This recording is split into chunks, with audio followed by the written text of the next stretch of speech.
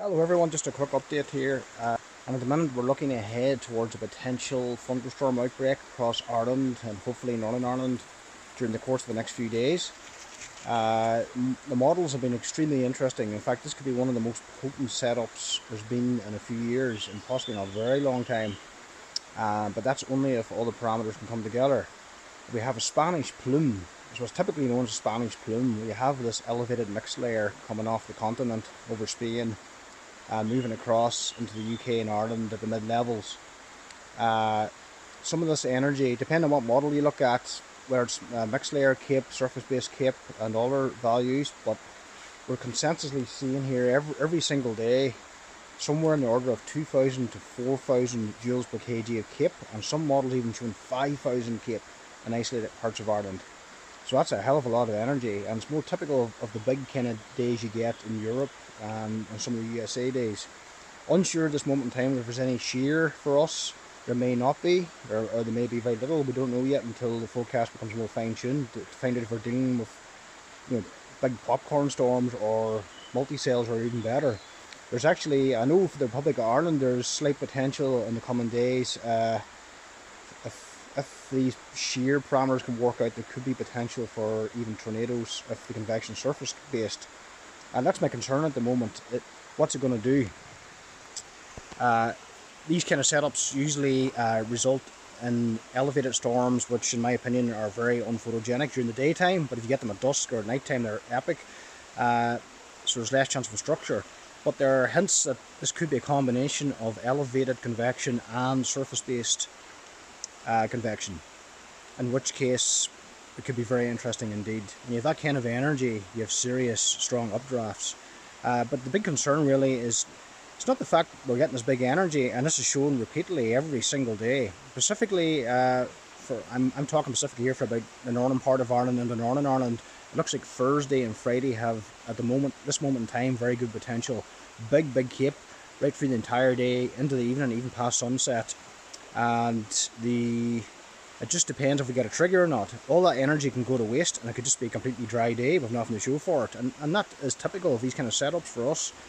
However, there are hints of a trough moving upward from the south-southwest, and if it can provide a source of lift and bring in some cooler air aloft, and if we get strong heating, at the moment places look like 27 degrees Celsius, possibly peaking at 30 degrees in places, combined with some surface convergence, that might just be enough to kick off one or two isolated storms. And if they do kick off, they could be locally severe with a lot of lightning and some big downpours. Unknown about structure yet. I'm hopeful maybe we'll see something of interest, and of course with that kind of energy, and if it's surface based, there's always the risk of funnel clouds, landspout type tornadoes and legitimate tornadoes, etc. But the main interest will be lightning and structure. So we're still a few days away. It's still 3 days away to Thursday, which is a long time in convective forecasting. Things can change and go downhill quickly, but at the moment it looks positive. So I'm quite excited at the moment. I'm sure some of my friends, we're monitoring this situation very carefully.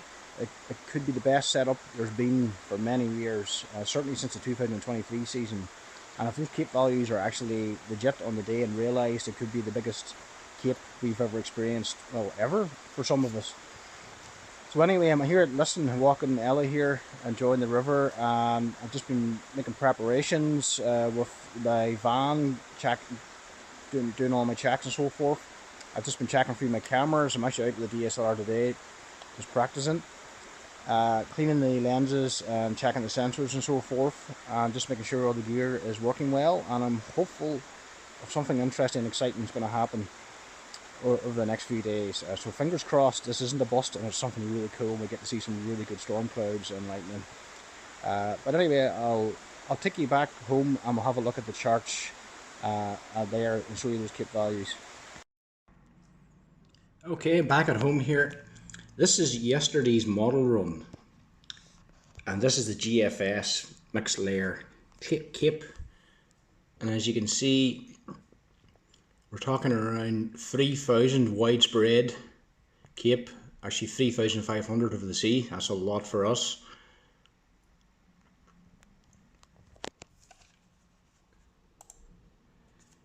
And this is the ECMWF high res again for Thursday at 4 p.m. and this was yesterday's model.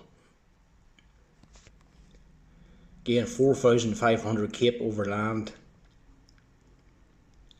and that's right into the evening. That's 4 p.m. but the chart is showing a big instability through to 9 p.m.